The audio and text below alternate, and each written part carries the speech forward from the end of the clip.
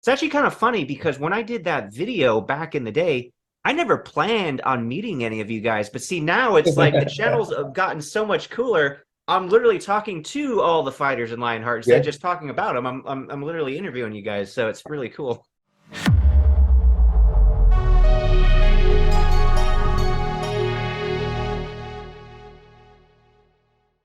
A lot of people I talk to who got into martial arts are kind of more like me in the sense that if you take the movie The Karate Kid, we're the Yeah. Daniel character. We got bullied. However, you were more of the Johnny Lawrence character, but that story is kind of how and why you got into martial arts. So can you share that?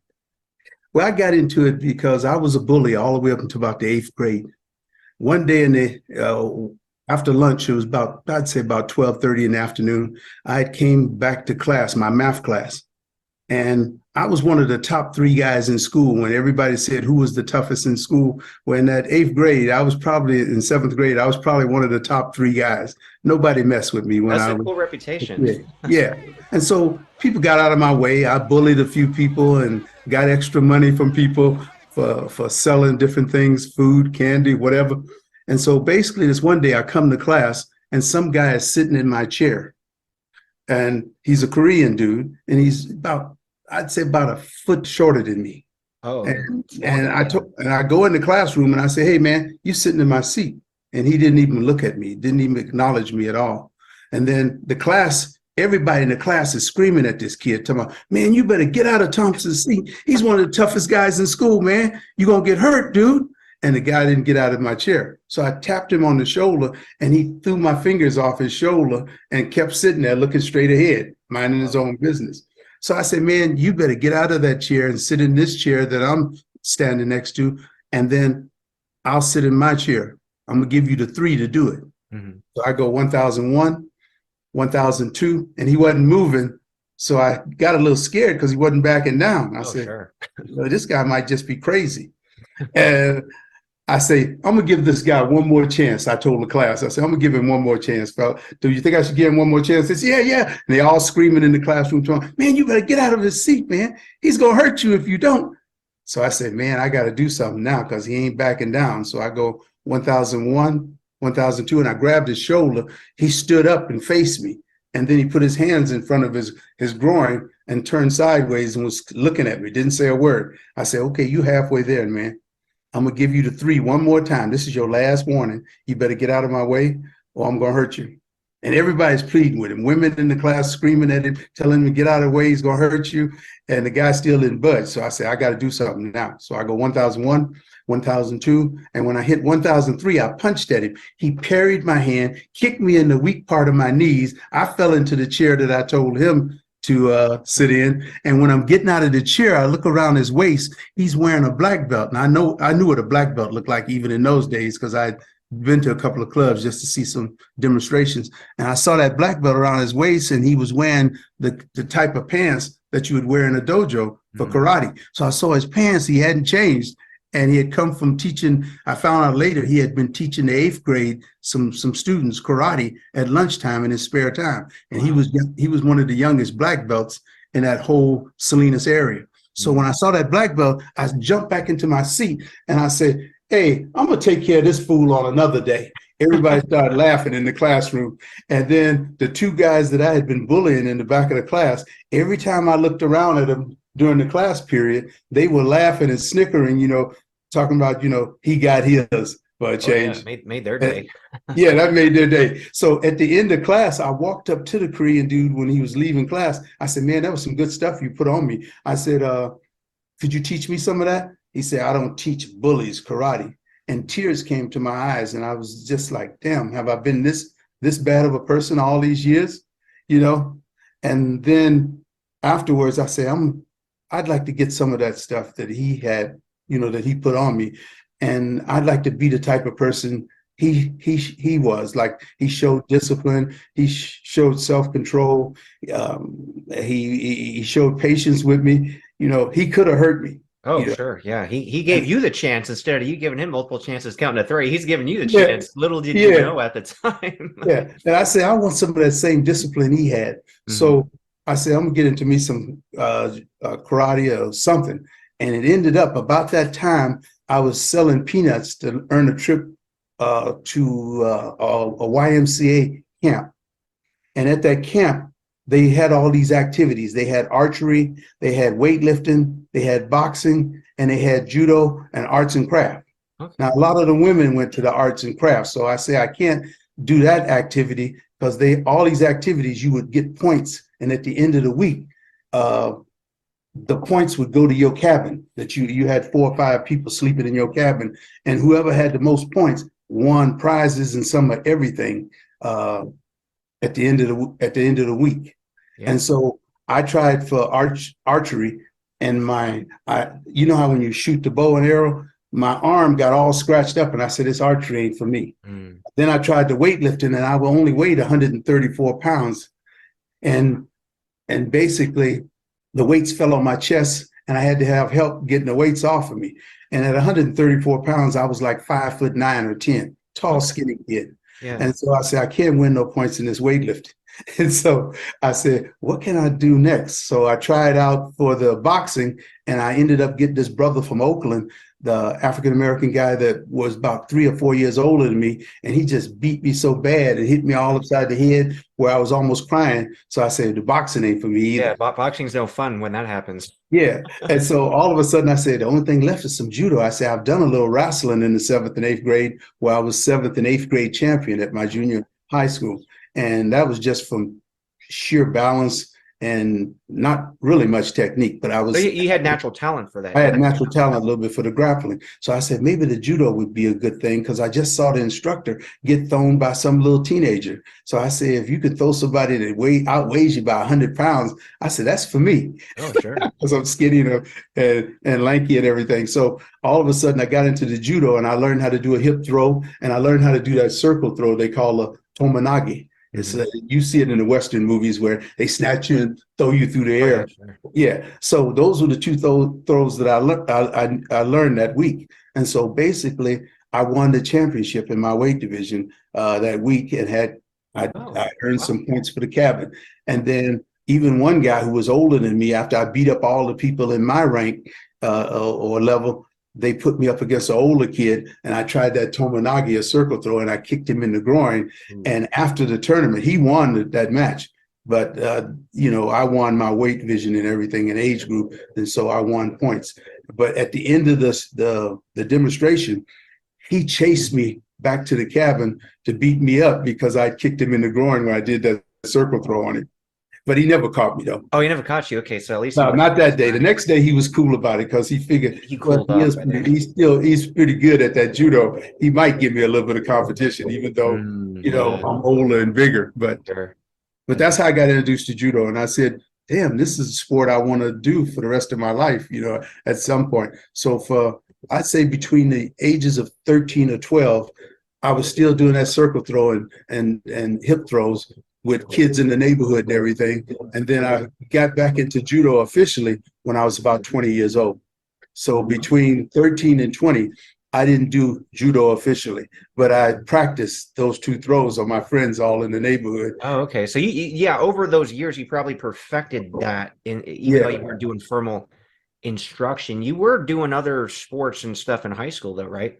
Oh yeah. High school, I was into basketball, football, and track and field. In fact, in my senior year in high school, I was one of the few people in the history of that whole town to get all league in 3 sports. I was all league center in basketball, all league wide receiver in football, and all state in track and field, and all league in track also. And I was a high jumper. I was about 5th in the state of California at 6'7". That's when you did the old style where you do the straddle jump for the high jump. I didn't do the Fosbury flop. That came in about the time I was getting out of track and field. Okay, so with that athletic background, you probably got a college scholarship, right? Mm-hmm. Well, I had offers, but when I decided to go to junior college, okay, and so I didn't have to worry about offers at junior college because that was in town, and I was staying at my home until I turned. In fact, I was still at home through junior college, and then I went to San Jose State. Okay, so you said you picked judo back up at 20. So was that at San Jose State?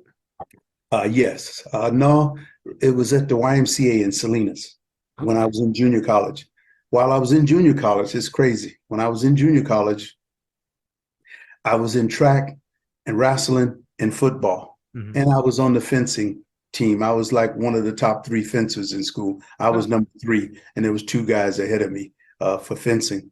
And so I learned how to fence because my drama teacher in high school said I'd be a better actor if I got into fencing, because all the movements and the bowing and all the things that they do in fencing, he says it'll make you have better body language when mhm. Yeah, you're that on the makes ring. sense. Sure. And so I said, okay. And so, but fencing was more like karate and boxing, where the parries, where you're blocking the blade and stabbing people, or you're parrying it and stabbing people. You know, it was similar to blocking that we block in karate and all that stuff. So I said, this is pretty cool. Oh You yeah, know, sure. Yeah, I most didn't. schools don't offer that. Like I Yeah, never grew up where they had fencing anywhere, you know? yeah. And man, it was pretty good. And you know, the bowing that they do beforehand, and the fancy stuff with the foil and the saber. I said, hey, this is all right. And Oh I yeah, liked sure. Zorro at that time too, you know. Yeah, that's cool. Okay, so you went pretty far in the judo world. So can you talk about some of the judo in college and other Yeah. stuff and how far that took you? Yeah, well, I started out, like I said, in the YMCA in Salinas. So while I was in junior college, I was training judo too in my spare time at the YMCA. And then in at the junior college, I ended up going out for basketball because that was my sport from high school, right? And so I didn't like to coach in junior college for basketball. And I was the 6th man anyway, coming off the bench all the time. And they recruited people all the way from New York. Half the team was from New York. Hmm. And Wow. this is Salinas, California, where they recruited people all the way from the East Coast. That's how good this junior college team was. And Wow. so, even though I was a superstar in high school, you got all these superstars getting recruited from different Yeah, parts from of the the country East Coast. to come to What that was junior your college. issue with the coach though? Well, he was one of those guys where I just thought his coaching style I just didn't like. He was always in your face. He was telling people to do anything to get the ball. And even we had near fights all the time out there where Wow. people are diving for balls, pushing you out the way, all kinds of stuff. And I was trying to keep my grades up. I had a B average all the way from junior high to 8th grade, all the way through 5 years of college. So I just wanted to keep my grades up, and I just didn't need all the extra headaches. So Oh, for the sure. first time in my life, I said, this basketball is not for me. And when I told the guy that I was quitting basketball, basically, he says, I was told that you wasn't a quitter. You know, in high school, you know, you had all this rep and everything, and now you seem like you're a quitter now. I said, I'm not a quitter. I just don't like the way you talk down to us and the way you have us doing crazy stuff in practice. I said, I don't need this extra headache.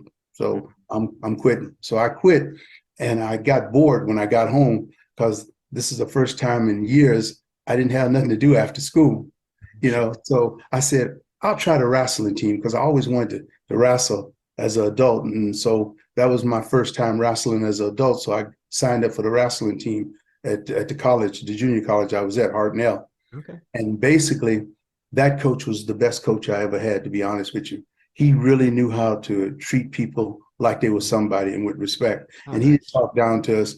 And he always used the right techniques to motivate us to be better. He was one of those coaches where you could be losing and you're on your back getting beat up, right? And you look over at him on the sideline, you say, if I don't want this for myself today, I'm gonna get it for him. And Nice. that's the kind of coach he was. And so he coached me for 3 months and a half. And that was the only 3 months and a half I had so far as an adult, right? Mhm. And so basically, at the end of 3 months and a half, he had got me where I was league champion, third in Northern California championships. And when I took third in Northern Cal, I beat a guy that had beat me in a tournament in the first few weeks of that college experience in wrestling. Mhm. And so that's the kind of improvement. And that guy beat me by like over 12 or 14 points. But at the end of the year, I beat him by about 4 or 5 points at the Wow, end of that that's quite semester. a Yeah, improvement in 3.5 months. yeah. And then it was so good that after I took third in Northern Cal, that was to qualify for the state championships. So I went to the state meet and took eighth in the state that year. Oh, nice. And Wow. then after that, I quit wrestling, right?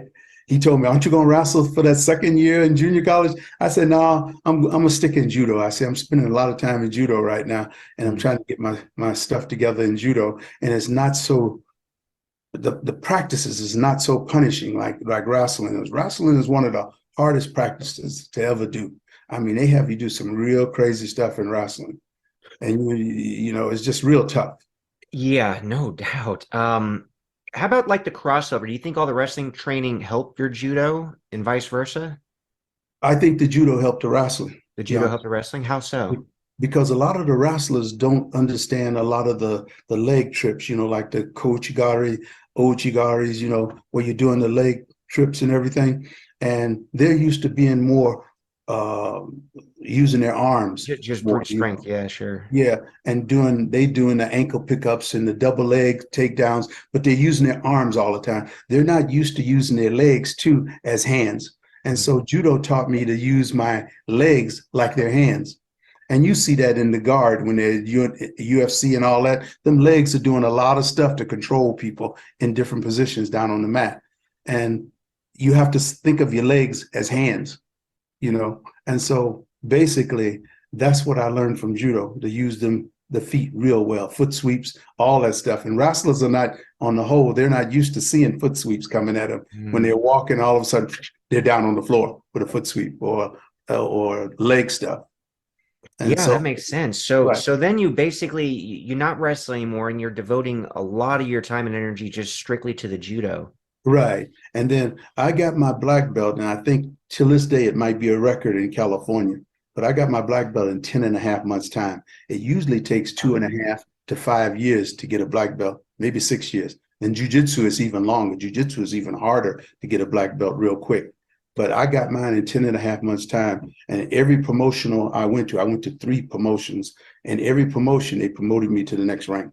And then my last time getting promoted, the instructors didn't want to promote me because they said I hadn't been in judo very long, and they said he hasn't been in long enough to get the black belt. But the head guy at the time was a guy named Mitz Kuhura in San Francisco uh, dojo up there. And basically, he said, this guy's beating black belts. He's beating all the people in the brown belt division, and he's carrying himself real well. So we think he should get promoted. So the head guy that was an 8th degree at the time, he promoted me to a black belt that day. Okay, and just out of curiosity, I don't really know the ranking system in general with judo. So is it anything like karate where you start off with like say a white belt and you go yellow, green, blue, or is it are there as many belts or are there It's not a not lot as of many belts? belts. Well, it's not as many belts as a senior. As a senior person, you know, like over 18 or over 17 or 16, you start out with brown belt, Mm. and you start out with that 1st degree brown belt. Then you get a 2nd degree brown belt. Well, no, you start out with third. Then you get your 2nd degree. Then you get your 1st degree brown belt. Then black. So see, there's not as many colors. Now, if you're a kid coming up and you're a minor, then yeah, you'll start out with that yellow belt, I mean green belt or yellow belt, and then purple belt, and you kind of go up.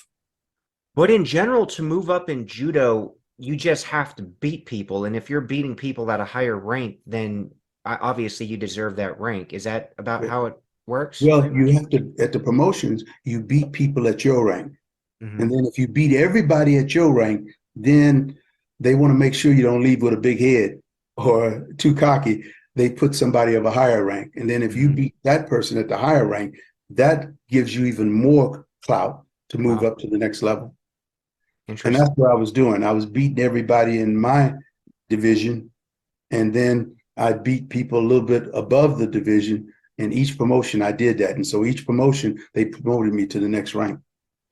It makes sense. I mean, you got it so quick. I think you said 10 and a half months, right? Yeah. They really couldn't deny you if you're beating the higher up level guys. I mean, you Yeah. gotta give it to you. Yeah. And then it's kind of funny because we had this one guy, he was one of the toughest guys named Tommy Martin. And Tommy Martin had fought at the world championships when he was 16 years old, Wow. 15 or 16. And he was in my weight division, but not, you know, not in that organization, but in the national level, he was the guy to beat. And when I came to my dojo as a white belt, I told everybody in the dojo, the guy there that's fighting at the world championships at 16, I'm going to get him one day. And everybody started laughing. They said, man, you know who that is? That's Tommy. Tommy's one of the baddest dudes on the planet. He was just at the world championships at 16 years old. I said, I'm still get him though. And then, so that first month or two in judo, as a white belt, the instructors there beat me up pretty good. And I said, maybe this sport ain't as easy as I thought it was going to be. Sure. So, but you have to go through that learning process, you know, when you're getting into new stuff. And I underestimated the sport. And till this day, I've still underestimated a few people in my lifetime. But they taught me real well that first 10 and a half months in Salinas at the YMCA. And then after that 10 and a half months, I ended up going to San Jose State. Now, I'd finished junior college. And so I went to San Jose State because of the judo, because they had the best program in the country. And for years, they've only lost maybe 3 or 4 nationals since 1954. Wow. They are a good team. And I said, well, I'll go up there and beat up some of the people there and see if I can make it to the nationals and et cetera. But when I got to San Jose State, I had only been in judo for about a year or so. And then I went to the nationals, took 3rd in the nationals, and I took 3rd behind Tommy Martin, the guy I was talking about. I was going. Sure. That's cool. And Tommy beat up everybody at the nationals that year in Los Angeles, and he beat up and he even beat the top guy. I don't know if you remember a wrestler by the name of Bad News Brown, Alan Kowach. Well, Alan Kowach took 3rd in the Olympics in '76. Wow. Well, Tommy beat him too in '75 at that nationals. Because in those days, they had this thing where you beat all the people in your weight division and you fight champions in the other weight divisions. They don't do that no more because they worry about people getting hurt and injuries. But in those days, they did it. And Tommy won not only our weight division, but he won the overall championship too by beating Kowach in the heavyweight. Wow. And so that's how good Tommy was. So we all got the top 5 people in each weight division got to go to a trials 2 or 3 months later in Arkansas, where we fought each other to see who gets to go to the world championships. And they took 2 people in each weight division to go to the world championships. Well, I took 3rd, and Tommy beat a guy named Roy Tsukimoto from Los Angeles that was Roy Tsukimoto was the overall grand champion the year before, I think, in 1974. And he was real good. Roy threw me for a full point so high in the air. It's the highest I've been thrown, maybe one of the top 2 highest I've ever been thrown in my life, where Roy did it to me that day when I took 3rd. And then Roy comes after he beats me. Okay, now I have to go through the repertoires to fight for 3rd. So Roy comes through the audience and he sees me up there getting consoled by my coach, Yoshida. So I'm sitting next to Yosh, you know, almost crying, you know, because Roy threw me so high. And I said, I'm not going to place in this first nationals probably, maybe. And then Yosh said, no, don't give up. You got 2 or 3 more matches to fight in the repertoires and you can get into 3rd place and win it. So I said, okay, all right. And then Roy comes by us in the stands and he yells up at me in the stands and the coach, and he says, Coach, don't worry about it. I'm going to keep your boy in. I said, Coach, he called me a boy, didn't he? And he said, yeah, he called you a boy. I said, oh man, I wished I had another shot at him. But anyway, that day I ended up taking 3rd and Roy took 2nd. He got beat by Tommy Martin in the finals and Tommy just beat him up real bad. Wow. So now Tommy is the main guy in the country. And there's a guy named Erwin Cohen that was real good. Erwin and Stevie, they were brothers in Chicago. Not African Americans, but they were brothers, and both of them were some of the top judo players that's ever lived in this country. And so Erwin was in our weight division, and he lost to Tommy that day, somewhere going up in the competition. So Erwin came in 3rd with me, and Roy Tsukimoto was 2nd, and Tommy was 1st. So and they had one other guy, Odell Terry. He was the 5th guy they picked for the world trials. And we went to Arkansas 3 months later to fight in that world trials. And when we got to the world trials, it ended up, me and Erwin Cohen ended up being the number 1, and Erwin was number 1, I was number 2, and we went to the World Games. And Tommy got beat at the trials. And Roy Tsukimoto, who beat me, got beat at the trials. I beat Roy Tsukimoto by a full point, and I beat Tommy also. And so and so I kept my word with those guys that I told I was going to beat Tommy. Yeah, and you did. That's awesome. That's great. And the only reason I beat Roy Tsukimoto is because he called me a boy that day. And I kept thinking about how he was going to keep that boy in. And so I beat I beat Roy Tsukimoto by a full point with Osotogari, that outside leg trip. I came on outside and just buried him for a full point. In fact, it was the best Osotogari I ever did till this day.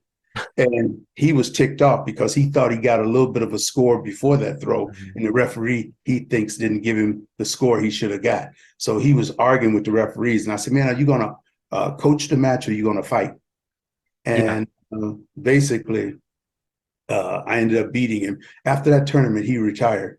I guess he was upset at the way the officials gave it to me at that trials. But it was a good throw. And then Tommy, I ended up pinning Tommy. I didn't throw him. And later on, I fought Tommy in another tournament and he beat me. But at that tournament, I beat him by pinning him. I took him down to the mat with a sacrifice throw and ended up pinning him for 25, 30 seconds. And so the reason why I beat him too is he was signing autographs on the sideline and didn't warm up when he had to fight me. So I took that as an insult. I said, he got to at least warm up and give me some kind of respect. He's not taking serious, sure. Right. And he was signing autographs and, because he was the superstar in our weight division. And that may be why he got beat that day by me and Irwin, because he didn't take us serious since he had won the nationals so pretty, But after that, he took me serious. The next time I fought him, he beat me, but he warmed up. Oh yeah, okay. So he learned, obviously. Yeah, he learned. So you said you went to the World Games, so after you beat those guys, what happened there? Oh man. Remember I told you I underestimate people sometimes and take people for granted when I was coming up. Well, I go to the World Games and I'm fighting some guy from New Zealand or somewhere that don't even have a reputation of having great judo. But when I fought this guy, I threw him so easy and so quickly, I got a fourth of a point, right? So the guy hits the ground and I said, man, the next guy I got to fight is going to be tougher than this guy. So I'm going to kind of keep him in the game a little bit and I'm going to play with him a little bit and get a little workout before I finish him off. Sure. So I let him up rather than pin him and get it over with. So when I let him up, the next couple of seconds, he throws me for a full point and the match is over and I lose and I'm out of the tournament. Oh, wow. Yeah, you just got to finish him quick, I guess. Yeah. If you get him in a situation, however it is, just win. If it's a pinning combination, armbar choke, just do it. Get it over with. Yeah. But don't be worrying about your next match. You got to take, as you got to take each match at a time and put 100% into each match. And so I had to learn that the hard way on a couple of cases, a couple of occasions over the years. So you ever have any did you wanted probably, I would assume, to go to the Olympics? Did you ever make it, or how far did you get to going to competing in the Olympics? Well, I'm one of the few people that's been fighting the top competitors. I fought them for over 40 years. I tried out for 5 Olympic trials. And each 5 Olympic trials, that's a 20-year time span. That's crazy. Yeah, that's what I'm saying. Yeah. And so I went for the Olympic trials in 76, Olympic trials in 80. I qualified. The Olympic trials in 84, 96, 2000, 2008. I fought that's 6 Olympic trials. Even somewhat recently in 2008. That wasn't that long ago.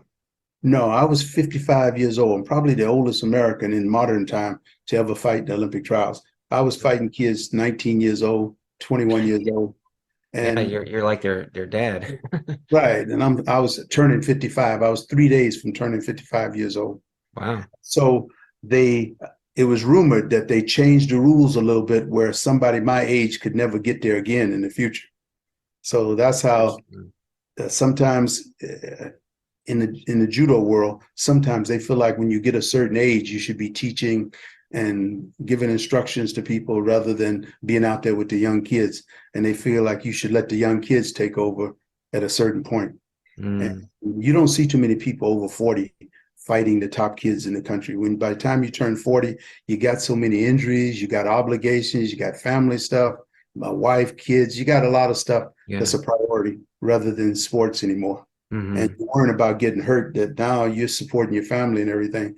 And now you're hurt and you can't support your family or do what you have to do. So you see that a lot in the judo world. I don't know about karate and some of the other sports, but when you get a certain age, they kind of indirectly push you out if they can. Mm, yeah, it makes sense. Yeah, and I was one of those people that believed that if you could still hang with the youngsters, why shouldn't you be able to stay and enjoy what you love doing all those years?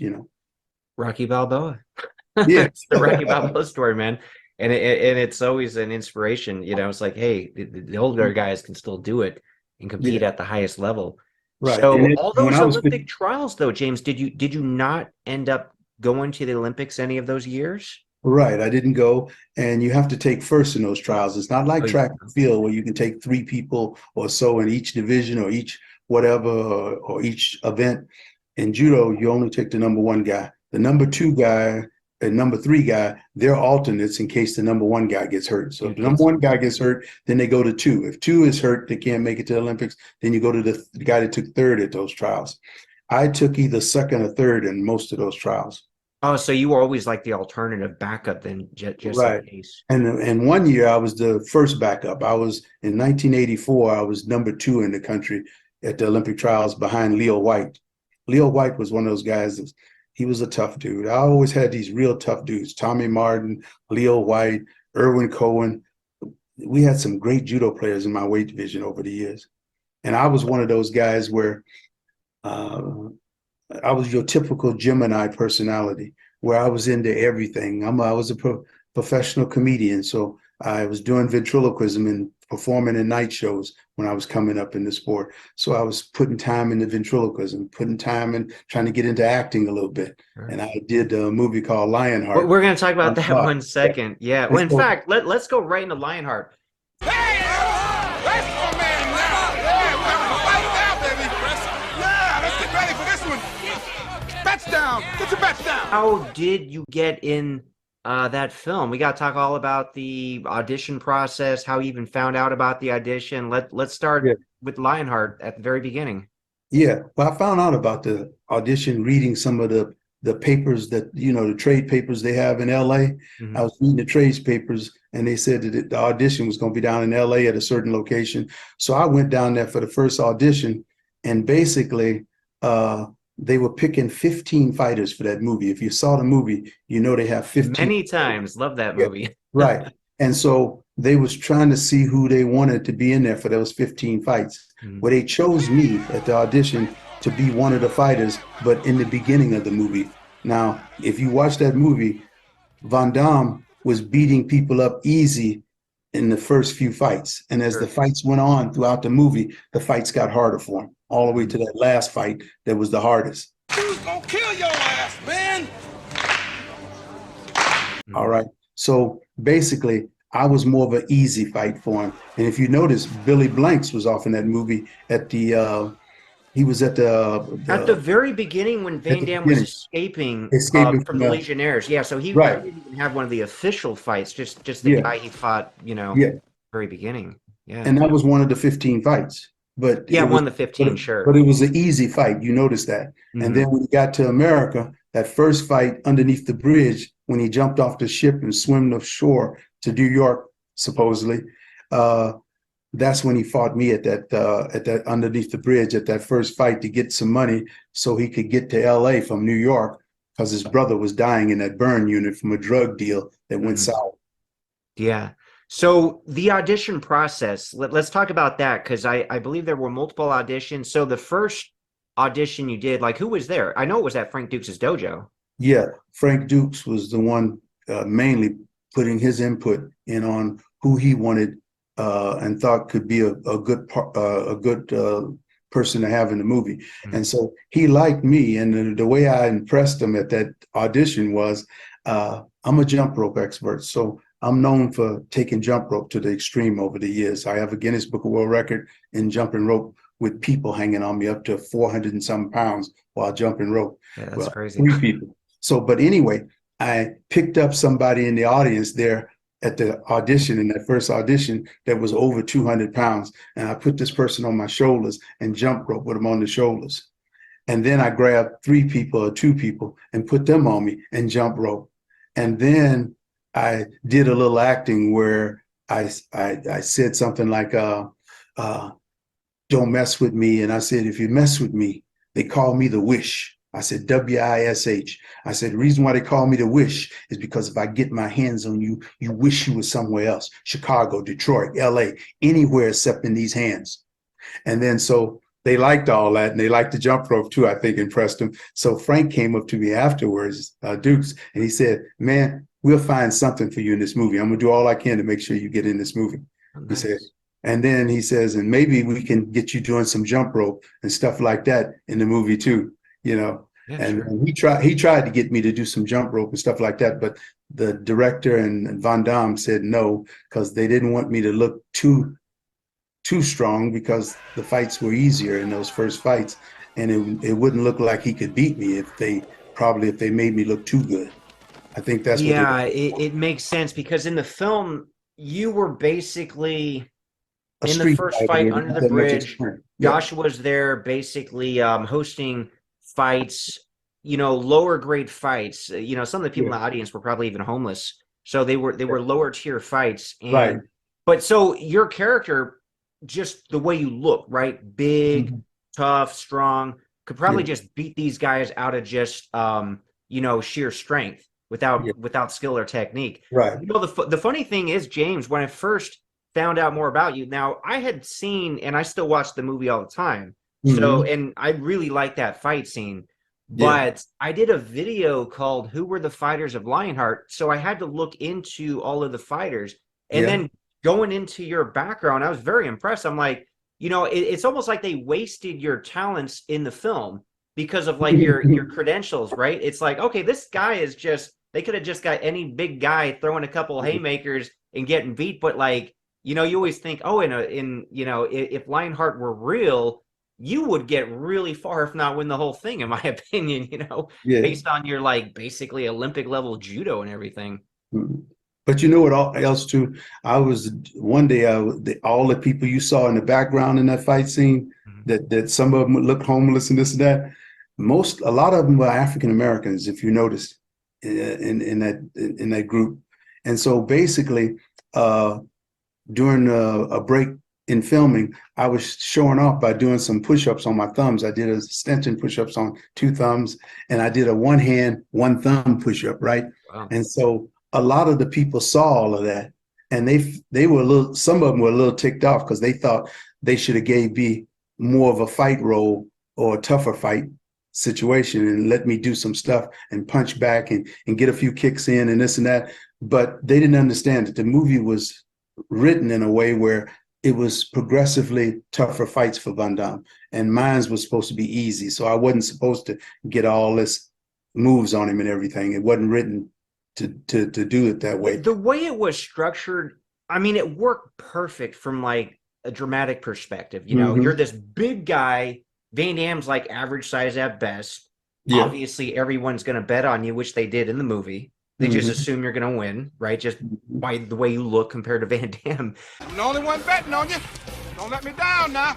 This is ours, my man. If you can beat this dude, it's going right here. Trust me, man. But then Van Damme impressing the hell out of Joshua with these fancy ass moves. So just from the dramatic perspective, it worked out great because Joshua's like, damn, I got to take this dude and bring him to Cynthia and all the people. She's got the better fighters like Jeff Langton, for example. Who I interviewed and met on this channel as well. It's actually kind of funny because when I did that video back in the day, I never planned on meeting any of you guys, but see, now it's like the channels have gotten so much cooler. I'm literally talking to all the fighters in Lionheart instead of just talking about them. I'm literally interviewing you guys, so it's really cool how much the channel's evolved. Yeah. And then after when I was doing those push-ups and stuff for the extras and everybody, Van Damme came up and he showed off a little bit with his kicks. He jumped up in the air and did this flying kick that he does, and he missed my face by a couple of inches and landed in front of me in that split that he does, the Chinese split from the side like that. Oh, yeah, sure. And then he punched at my groin from that position, and by an inch or two from hitting me in the groins. And that was the way it went that day. But it was funny though, because all of the people said, "But I wonder, can he fight though?" You know. And I said, well, if he got those kind of moves, I'm gonna give him credit for fighting. Yeah, sure. Not a lot of people move like that, you know. Yeah, and that kick that he used to do, that spinning one up in the air like that, that's very good control. So I said, if he got that kind of control, I'm gonna give him the benefit of the doubt. You know, that's what I told the guys when they were talking to me on the side. I said, yeah, I think we got to give him the benefit of the doubt on that one. You saw the technique he had. You know what's interesting? So of course that's his signature kick. He did that in No Retreat, No Surrender. He did that in Bloodsport. He did that in Kickboxer. And of course, in a lot of other movies, you know, later on with Hard Target, he did not do that kick in Lionheart for whatever reason. And I think it probably really wouldn't have matched the tone of the film. Like, he does some pretty kicks in Lionheart, but I don't think that kick would have really matched the tone of that film. So they did. Of course, we're not going to keep every movie like super realistic, but they keep it realistic enough where I would have to guess I should ask Sheldon Lettich actually. It's like, how come you guys didn't do that kick? Because that's like what he's known for, right? That's like his kick. Mm-hmm. In fact, I came down a second time for the second audition, and that was for the director. And so Sheldon Lettich was there the second time. Yeah, and they made a decision whether they still wanted you as one of the 15 fighters. But like I say, Frank Dux had pushed me real good from that first. Yeah, that's cool. That first audition, he was pretty cool. And then they had us come down for a third audition. And the third well, real quick, James, what did you have to do for the second audition? Did you do the same stuff you did with Frank in the first one, or did you do something different to try to impress Sheldon? Yeah, it was just something different. He wanted to take a look at me and talk to me in the whole 9 yards. And then he said, okay, I'll take him too. But still, it was a lot had to do with Frank Dux pushing the situation for the fight. He had some pull on that for sure. I mean, he was a fight choreographer. I don't know if he got writing credit. I'm sure a lot of his ideas ended up making it in the film, but yeah. And so the director said, yeah, I like him too. And so they said, now he has to come back for a third audition, and Van Damme gets the final say so. And so we came back on a third audition. Van Damme talked to me and saw me, and he knew what I had done in the first two auditions. And he says, I like you too. He said, but one thing, he says, you're about 220 pounds. You got potential to gain some weight, brother. I know that. He said, don't gain no weight before this movie, okay? We're going to start filming on this date, and make sure you still stay at this weight. Okay.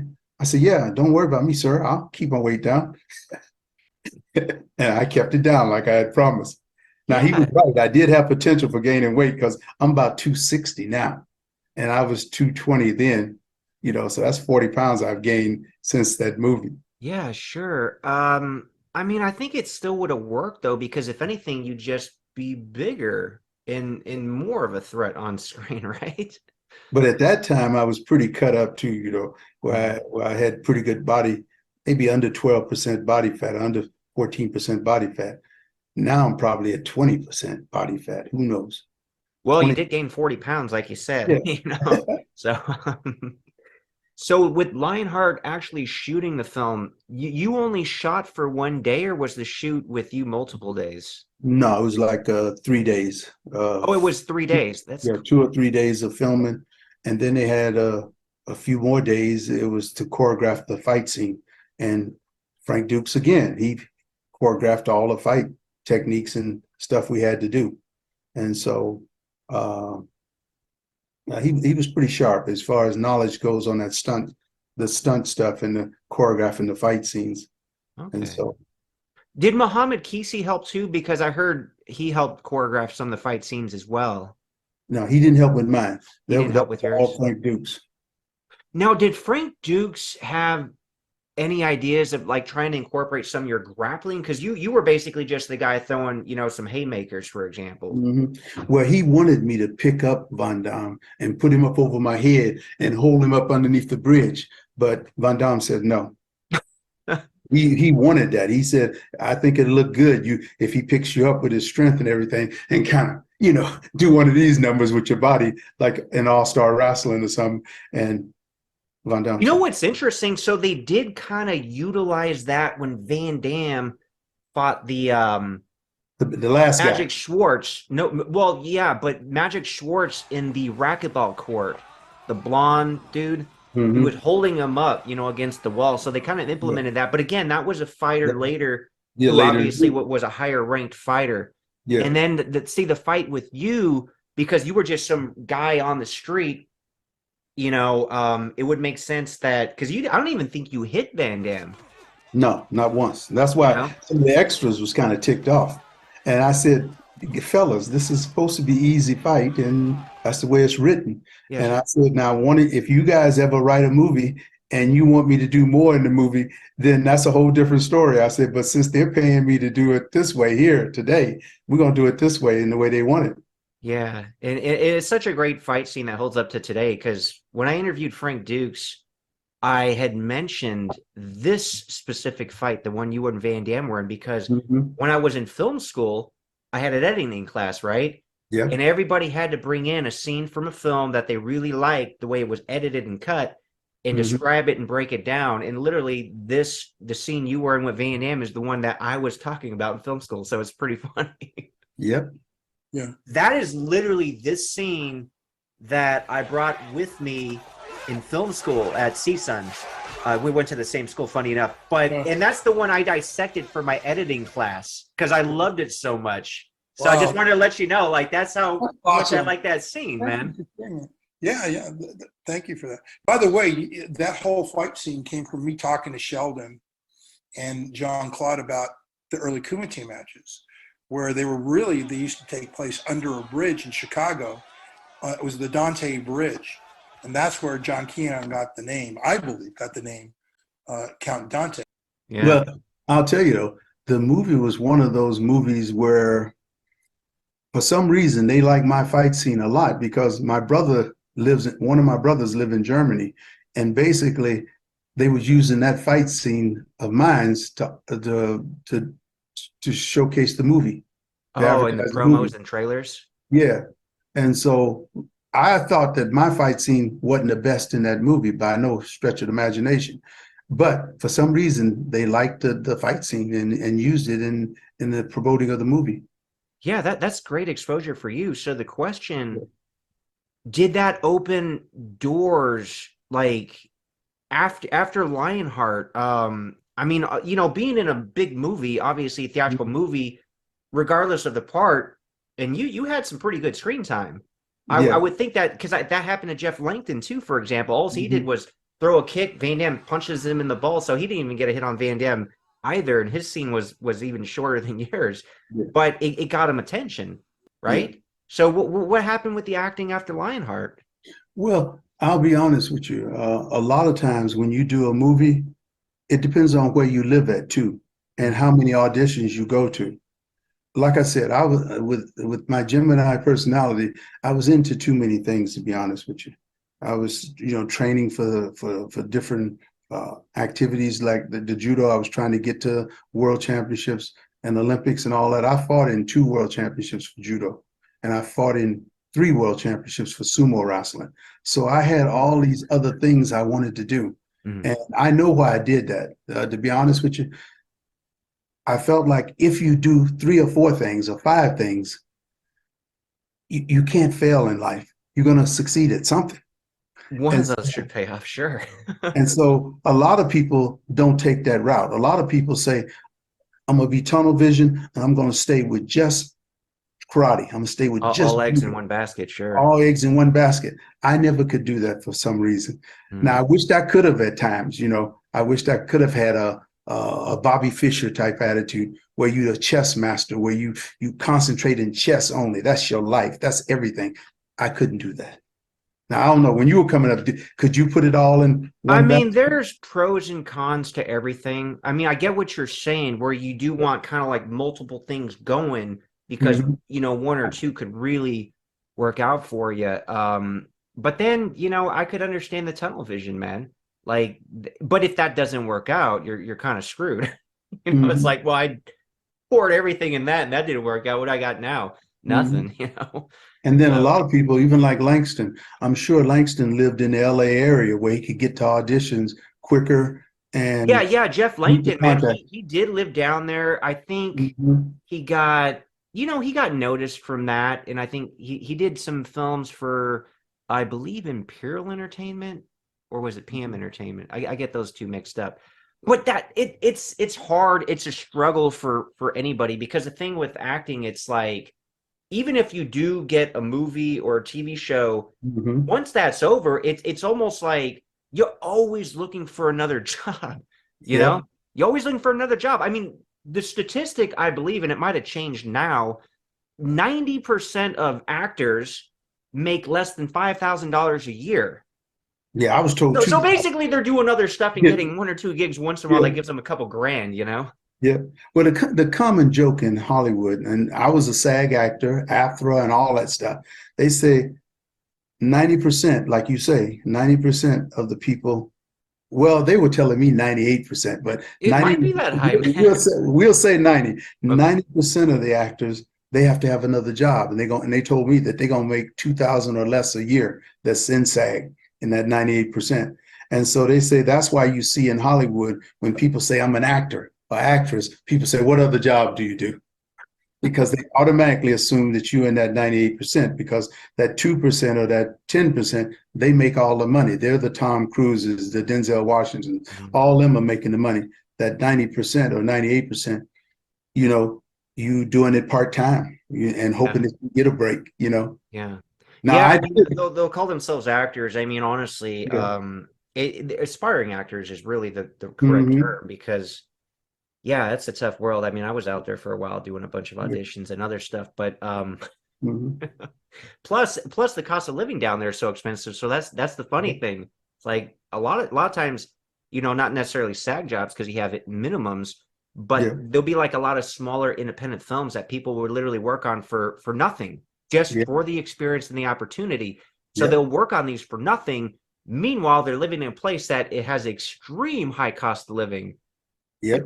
That's true. Crazy. Yeah, it's crazy, man. I give anybody credit who does break through, because Mhm. those statistics, the numbers are not in your favor, in anybody's favor. Although he has had several roles in action films, James feels his time is better spent traveling around the country, inspiring kids to live a healthy life. So when I come in there and jump rope with 3 people on me or do push-ups on 1 thumb, hopefully they'll look at those feats of strength and say, anything is possible, and you can do it drug-free. If I can just get 1 or 2 people never to try drugs because of my message, then I think the society on the whole will be a better place for all of us to live.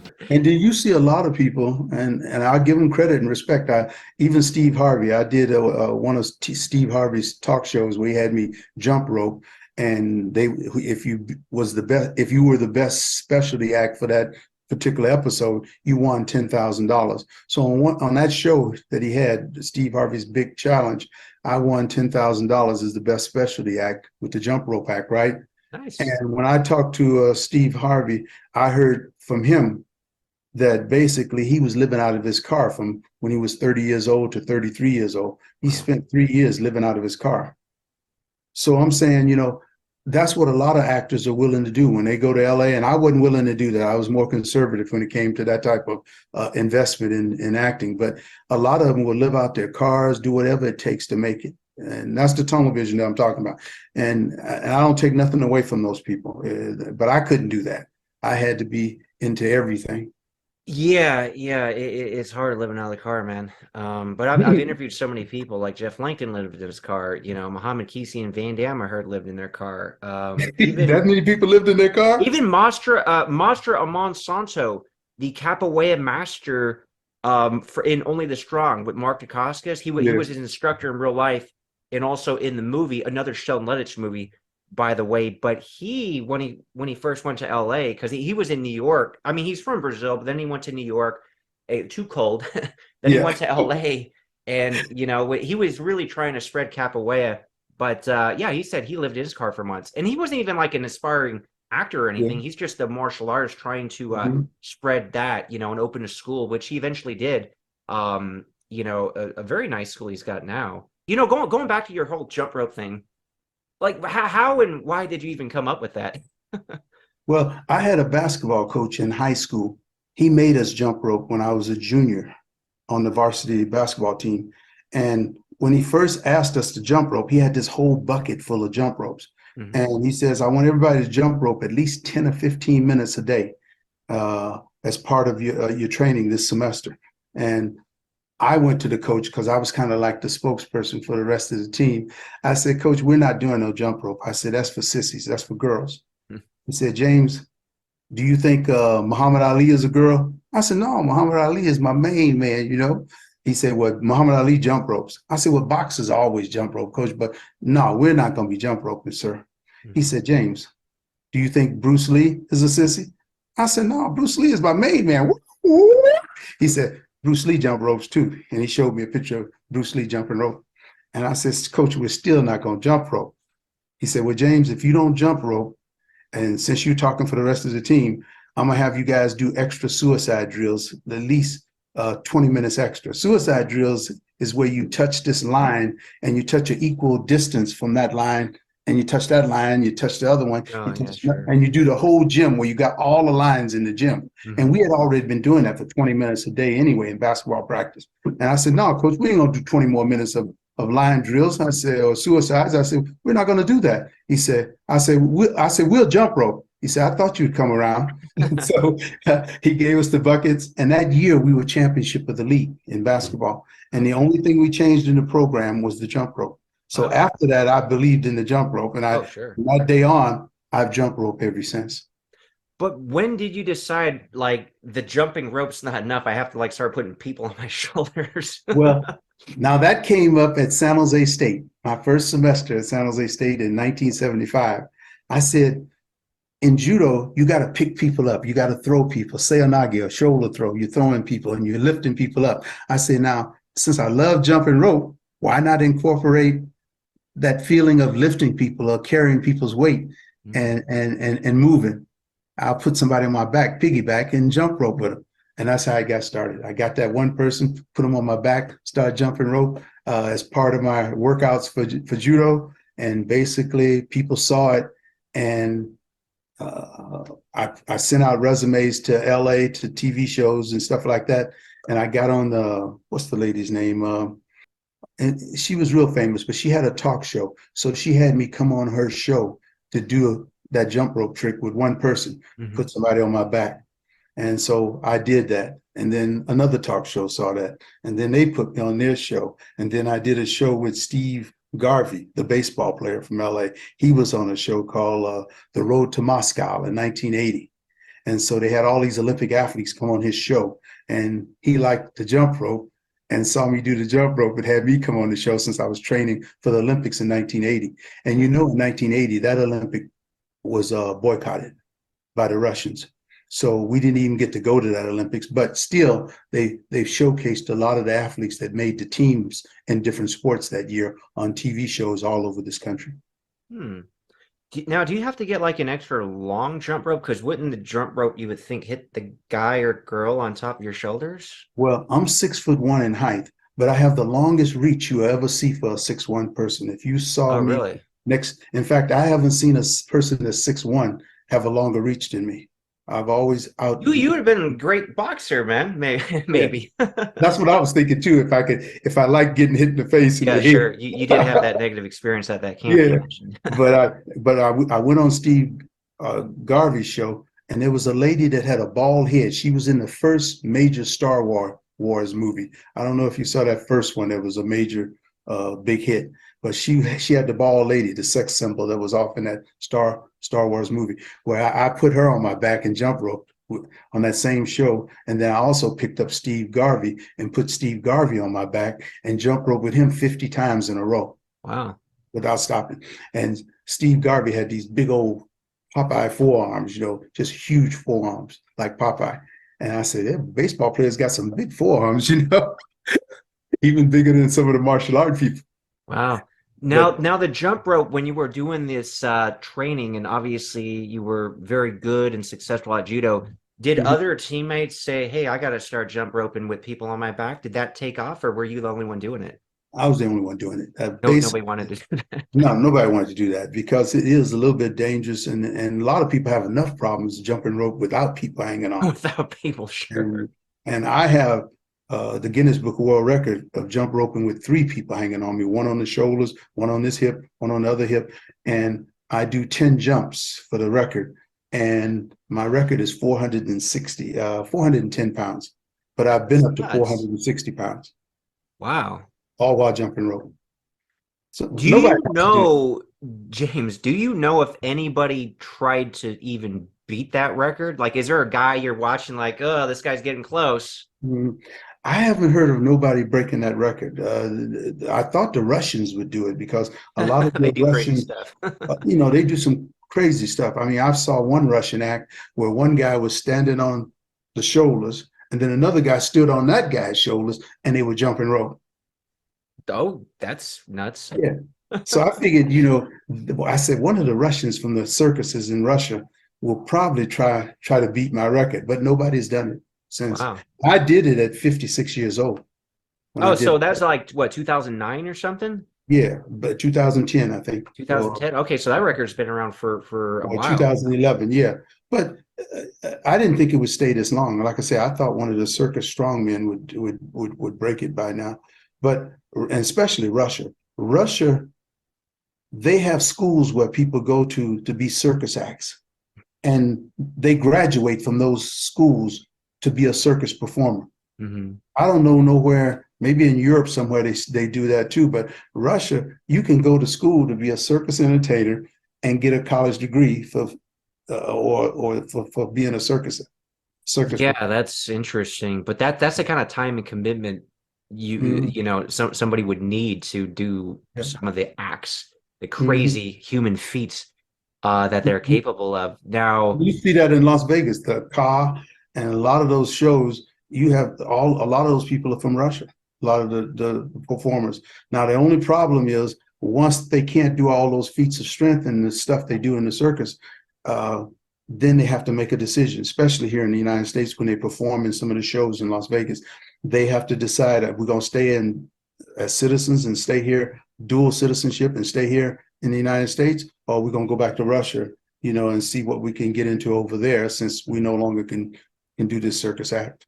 yeah, I wouldn't imagine that career could be super long. Right. Hey, Because in the early 40s, they've had enough. yeah, I would think Right. so. Do you still jump rope with people on your back? I can still do it, but lately I've been having back problems, lower lumbar and between L3 and L5. And Hmm. so I've been trying to get that together, and I've kind of promised a few people I'd stop doing the jump rope and just do the ventriloquism, where I can A little easier on the body, sure. a little easy on the body.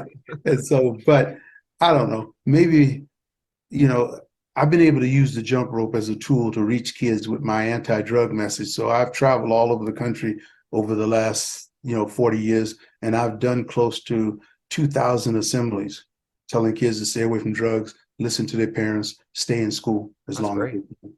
It was great. I liked how he did all those cool tricks, and you have to really stay in shape and eat the right food and not take drugs to be big and strong like that.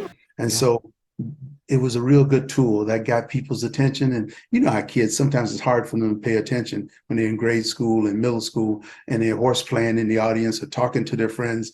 Well, with my act, they stayed on me the whole time. They were watching, saying, what is this guy going to do next? Is he going to do a one thumb push-up? Is he going to do extension push-ups on 2 thumbs? What is he going to do next? Or is he going to grab my teacher and jump rope with him Sure. Yeah. on his shoulders? So I was able to really put together a 45-minute assembly over the years where I would mix it up with entertainment and feats of strength and comedy. I do ventriloquism. I played harmonica and jump rope at the same time. I had a cowboy rope where I could do a couple of the cowboy tricks where I jumped through the circle with the cowboy stuff and around the body with the rope and everything. So, and I had a bullwhip. I'd be popping a bullwhip at some point during the assembly. I mean, it was like a vaudeville act with a message. And so if you could put something like that together, you kind of guarantee that the teacher's going to like it, the kids going to like it, and the teachers like the message and the entertainment, but the kids love the entertainment to the extreme. And hopefully a few of them got the message that I was delivering to at the same Yeah, time. if you're entertaining them, which obviously you are, then they're more receptive to listen to what you have to say. So that's great. That's really Yeah. cool. Didn't you do that? Did you do that jump rope act at like the White House too? Yeah, I performed at the White House twice, once for Bush Senior, his administration, and I performed for the Clinton administration at one point. And Yeah, you Barbara really Bush went sent far me with up that there. act. That's Yeah, awesome. yeah. And when I was at the White House, I jumped rope with Willard Scott on my back from the Today Show, Uh, and it was on the White House lawn, real wet out there from dew and everything and slippery. And I said, man, if I drop this guy, all the senior citizens in this country gonna be wanting to kill me. But I put Willard Scott on my back and jump rope with him on my back, and you could see people back in the studio of Good Morning America with Brian Gumbel and all of them, and they was making faces like, oh man, I got a hernia just watching that. You know? so you were performing that live basically on television. So yeah, that's a little bit of added pressure. You're not editing and cutting that out if you drop them. And then also I got one of my friends from Hawaii to come over at that same performance, and I put him on my shoulders, and he played bass guitar with a wireless mic, and he's just jamming up there while I'm jumping rope with him on my back. So we did a lot at the White House that year. They'll remember that, but I think that was the one where I was with Bush Senior. And basically, Barbara Bush sent me a thank you letter, and I thought that was nice of her. Yeah, You know, that's cool. because Hillary and Clinton didn't send me a thank you letter, but Barbara Bush did. Oh, yeah, at least you got one of them. Do you train people in judo? I did for a while, but it was mainly intermediate level, mostly. And then I did private lessons. Like when I came to Vegas, I was about 56 years old, and a friend of mine introduced me to some of the martial art experts in the Vegas area. One of them was Frank Dux. I mean, not Frank Dux, but Well, you already knew Frank Dux because of Frank, Lionheart anyway. right. One of the people the friend introduced me to was Frank Mir. So for about Frank a year Mir, and a okay. half, I worked with Frank Mir on throws and stuff. I worked with him all the way up to the first Brock Lesnar fight. Hmm. And he beat Brock Lesnar in that first fight. The second fight, Brock Lesnar beat him. But the first fight, Frank was in on him. Nice. And in some of the tournaments, you can notice that he does hip throws and a couple of throws that I worked with him on. And one thing about Frank Mir is that he wasn't the strongest heavyweight I've ever worked out with, but he was the smartest I've ever worked out with. This guy could learn stuff like you could show him one of your moves that you do in karate or whatever, and he could do it just as well as you could or better after one lesson or two. That quick. Nice. Yeah. He was real quick, and he was real smart. He knew how to use whatever body he had, whatever strength he had. He wasn't as strong as a Brock Lesnar, but he ended up getting him in an ankle lock and beating him. Remember in that first fight? So he was smart enough that he used everything he had, whatever talents he had, he could use it. And so I admired it. I wished I could have had that type of talent where you could learn stuff that fast. I'd show him a throw, and he would do the throw better than I could do it. And so I said, well, I guess I'm a good teacher, but no, it ain't that. Frank is just a good learner. He was just real smart. He had a brain that I've never seen for a heavyweight. And I've worked out with people like Brian Johnson, the mercenary, the polar bear. I started out working out with UFC fighters when the UFC first started in 1994. I was helping train Polar Bear, Brian Johnson, all these people down in San Jose at Javier's karate studio. Mm-hmm. And mainly Javier is the one that trained Khabib and all of them, and Vasquez Kane. We all started out together working with the UFC fighters when it first started. And no, back then, James, did you ever think about competing in the UFC back then, in the early days? I thought about it briefly, but see, I was 41 years old at the time. Already 41, okay. Yeah, I was already 41. Now, when I was 31 and doing more karate and stuff and sparring with people, I would have said yes. But at 41, I said, do I really want all those punches at 41 years old? I said, this judo is a lot safer. I don't have to worry about people punching me all the time or kicking me in the shins and whatever. I said, but if I was in those 30s, I probably would have. But at 41, I said, nah, too much damage could be done to my head and everything. And one thing about the fighting where you're punching and kicking, you got to be able to slip punches real well. Oh, sure. And I hadn't put enough time in the slipping punches. I was still getting hit whenever I'd spar with people in boxing. I worked out for boxing I'd say about a year ago or a year and a half ago. I boxed for the first time in 30 years. And I was holding my own a little bit, but the guy I was boxing with, one of my coworkers, he was the guy that was just helping me set up this whole situation. Oh, cool. He hit me with a couple of real good hooks in the face and stuff. And I said, it's good I didn't get into boxing because I'm not slipping these punches as well as a Mayweather or Ali, you know. Yeah, And you I got to tell take advantage of that really long reach, man. Work that jab. yeah, work the jab. And so, but I will say this, that, and I tell people all the time, if you're going to get into boxing or karate, learn how to slip punches and study people like Mayweather and Ali when they could slip punches real well. And even Tyson in his prime, he could slip punches real well with the rope-a-dope and bobbing and stuff and getting out of the way. You got to learn those basics real well if you want to not take so much punishment. Yeah, that's the real expert level for any martial art, is like they're masters at defense, right? The defense. Right. Here's a question. Have you ever trained martial arts with Frank Dux? He was when I went there to work out with Frank Dux. He was just going over the choreographing when we were doing the movie. But in my personal life, I haven't taken lessons from him.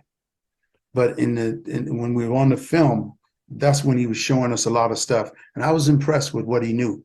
You know. Yeah, he's got a lot of knowledge, no doubt. Now I know you and Frank are friends. Did that friendship start with Lionheart, or did you just like reconnect with him later down in the road in life? I reconnected with him later when I came to Vegas here. Did you know Frank was living in Vegas? How'd you meet up with him in Vegas? I didn't know him. I didn't know he was still here. Basically, I think I called him or I saw him somewhere, and then we started talking. Oh, that's cool. So, I mean, it must be cool to have that reunion, probably, I would almost think probably what, decades after Lionheart? It's like you guys are both just having to be in Vegas and like, hey, reminisce about the good old days, right?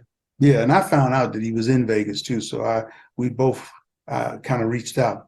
Oh, that's cool. Yeah. Yeah, nice. I mean, like I say, he's one of those guys that I was really impressed with him on the set when I was talking to him all the time on the set. And I said, this guy here, I sure wouldn't want him as an enemy. He's a big guy. I mean, he's bigger than you. He's like 6'4", I think, isn't he? Yep. Yeah. 6'4". Yeah. Hey, how'd you get into sumo wrestling? Oh, sumo wrestling. That happened in 1994. There was a sensei, a judo sensei by the name of Yonesuka. Yonesuka was known for great technique, and he's the one that helped Bad News Brown, Kowach. That was his instructor. Okay. And so Kowach had great technique, one of the best techniques I've seen in this country for heavyweights, beside maybe Steve Cohen and a few of them that are real good technicians. But it was all because he learned from Yonesuka. Well, Yonesuka was also into sumo wrestling, where he was coaching sumo people in New Jersey. And so he recruited me from judo to be in the 198, let's see, what division? No, yeah, it was 198 division for sumo. And that's a lightweight sumo. Yeah. 198, yeah. Well, not 198, 253. So you have 253, that's the light heavyweight, 253 and under. Over 253 is heavyweight. So he knew I was around 240 something, 250, and he recruited me to be on the World Sumo team in 1994. They needed somebody to fill that position. Okay. So I went as one of the people, and it's good that I did, because that year we took second to the Japanese in the team trophy. Wow. And so we all got medals for taking second to the Japanese. And I don't think we've ever taken second since in the World Championships for sumo, but that year we did. So I was lucky enough to be on that first team. I got beat up real bad by a Mongolian and came back home with a groin pull and some of everything. So it was a real tough tournament for me, that first sumo tournament.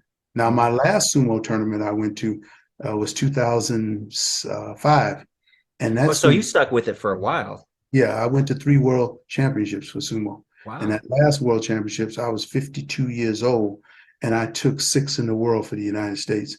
So I think I'm one of the oldest to take in that top 6 in the world sumo. So I learned well, but we also had a guy on our team named Yarborough, Emmanuel Yarborough. Yarborough was 700 pounds. He's been the heaviest athlete ever in amateur sports and maybe even professional sports in the world over the years. He died a few years ago of a heart attack, and he was just too heavy, and he didn't lose enough of the weight. Yeah, so basically But there's only two. he took first that year in '94. Well, that guy would be so hard to move. So James, with sumo, there's only 2 weight classes. Basically, No, huh? no, you got the heavyweight, you Yeah. got the 253, the light heavy, and then you got under 180. Oh, I can't picture a sumo guy weighing less than me. That you know, that's weird. He Yeah. wouldn't look like a sumo guy. Yeah, and so that's how I got into sumo. When I got recruited, I love the sport because it's one of those sports where people are pretty humble out there. You know, they don't celebrate like these other sports where people put their hands in your face and then they talk mess to you. They call your names out on the basketball court, whatever. You Yeah, know, sure. it ain't one of those sports. Sumo is one of those sports where you don't know who. If you didn't watch the whole match, you don't know who really won. Because after the match, they bow and go through the ritual, bow as they're stepping off the mat, and you don't see them celebrating on the side or jumping all in their coach's arm. It's all just low key. Well, they might kill the coach, man, especially the heavyweight sumo guys, right? Yeah. They jump into his arms. But a quick question. I don't know that much about sumo, and I don't think a lot of the audience does. What are you essentially trying to do? Are you just trying to push the dude out of the ring, or what are you guys trying to do exactly? Well, you got this circle that we're in, right? And then the goal is to either push them out of the circle, and whoever steps out first, whatever part of their body hits outside that circle first, they lose. Mm-hmm. So if they land on their back, land on their stomach, or you grab them and toss them out, they run out the ring. However they go out that ring, they lose automatically. And then inside the circle, anything touches the ground other than the soles of your feet, you lose. Like Oh, okay. if I toss you in a throw inside that circle and your body, any part of your body touch except the bottom of your feet, you lose. And So so you do your judo throws then, right? You're allowed to do that in the sumo? you can, but some of the judo throws is a little dangerous because you're gonna touch the ground first before. Yeah. So you're gonna touch some part of your body other than the soles of your feet first. So that's the only problem with some of the throws. Like if you try to do a seoinage, of course, most likely you might touch your knees or touch your body first before they land from that shoulder throw. Or if you do old sotogari, some part of your body or legs may touch the ground, even though you're throwing them hard on the back, you may touch first before you hit the ground. So you have to pick throws in judo or do your throws in a way where you don't touch part of your body as part of the throw or following through on the throw. Interesting. And then some people just pick you up and carry you out the circle. Oh, they just carry you out? Okay, Yeah, that's funny. if they're real strong.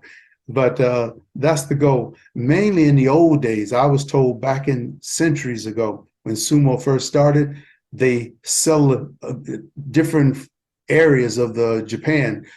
They would settle disagreements by fighting to the death off inside that circle.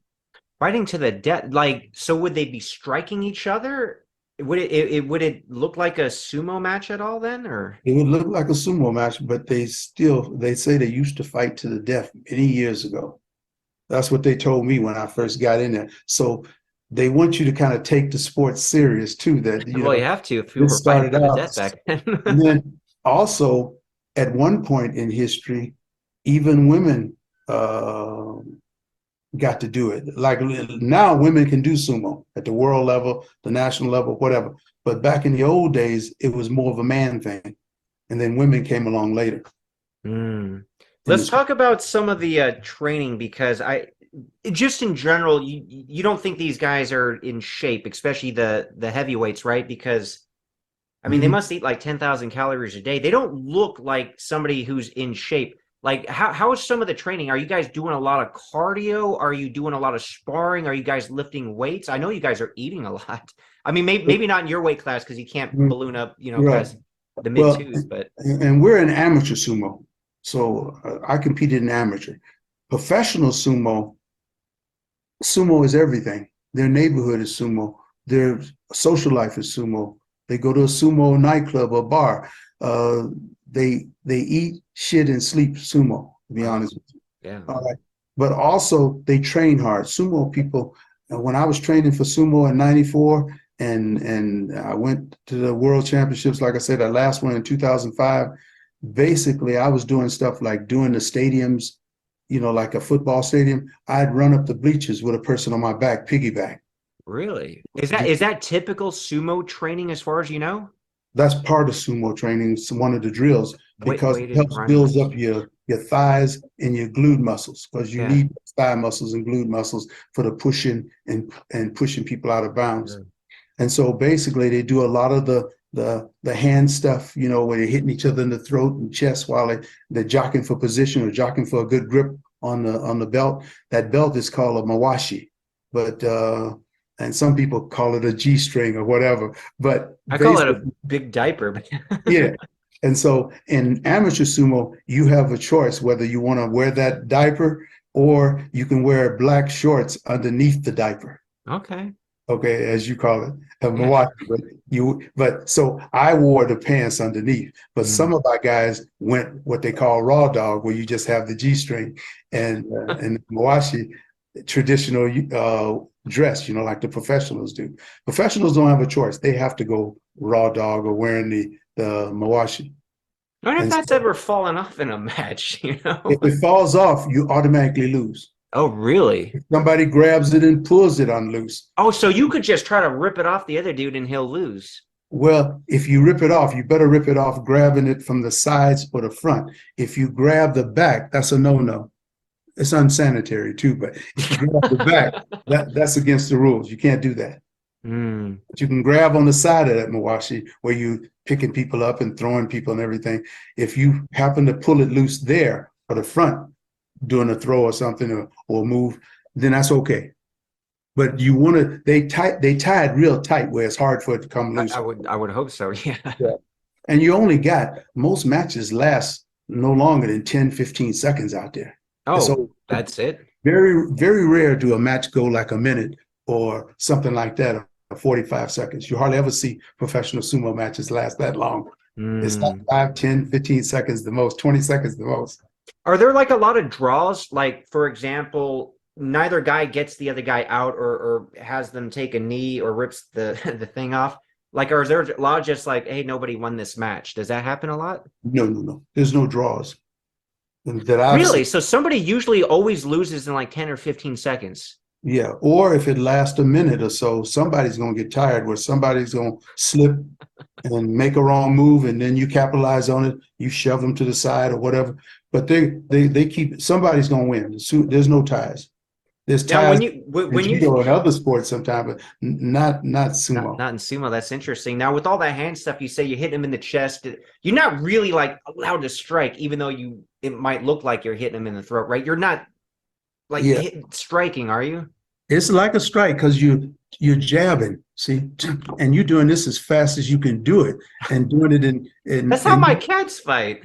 Yeah, and you hitting pretty hard when you're doing this stuff. In fact, you see a lot of the professionals, and don't take my word for this. Listen to some of the people talk that are professional sumo wrestlers when you watch sumo on TV in Japan. That's from getting hit in the throat a lot, in my opinion. Some of them. Yeah, probably. I mean, it's an interesting sport. I don't know how popular it is outside of Japan, but I think it'd be a lot of fun. I'd almost want to try that. Well, I'll tell you where it's popular. It's popular in Russia. Russia has some good sumo wrestlers. Really, Russian sumo is interesting. Yeah, but the main country where you have good sumo wrestlers, and a lot of them go to Japan as youngsters and be pros in Japan. The top ranked people, a lot of them have been Mongolians. Mongolian wrestling is similar to some of the sumo stuff. And a lot of those kids that are great now in Japan come from Mongolia. Interesting. Interesting. Yeah, I think I've seen something on TV before where they kind of have something similar, though it looked like they were in like rocks, not on the nice sumo doiho, or what do they call the ring in sumo? Yeah, yes. Yes, it starts with a Yeah, D-O. yeah, much better having a match there than outside in the rocks, right? But that clay is pretty hard, though. Oh, is it? Okay. I think that's what they used in the movie Kickboxer, by the way, with Van Damme. You know, Mhm. the underground fight with the glass on the hands. I think they literally converted a sumo ring and lit a bunch of torches around it. Yeah. Yeah, But cool no, stuff. sumo is one of those sports that the training and the flexibility that they got to have. You know, you see those guys 400 or 500 pounds doing the split that you do. And so their flexibility is unreal. I've never Wow. seen anything like it.